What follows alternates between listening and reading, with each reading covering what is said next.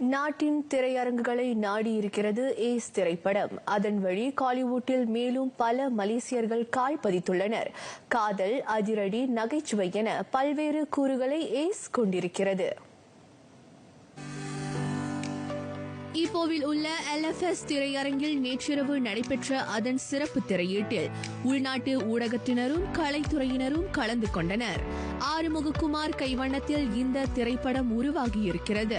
பேரா மற்றும் கோலாலம்பூரின் பல முக்கிய இடங்களில் படமாக்கப்பட்ட இந்த படத்தை காண ரசிகர்கள் குவிந்தனர். பேரா மாநில இந்திய காற்பந்து சங்க தலைவர் டத்தோ அமாலுடின் இஸ்மாயில் சிறப்பு விருந்தினராக கலந்து கொண்டார். அனைவரும் அறிந்தது போல இந்த படம் மலேசியாவில் எடுக்கப்பட்ட படம். அதுவும் பிரதானமாக பேரா மாநிலத்திலே, அதாவது ஈப்போ மற்றும் கோலாசப்பத்தாங் வட்டாரத்திலே இந்த படத்தை உருவாக்கி உள்ளார்கள்.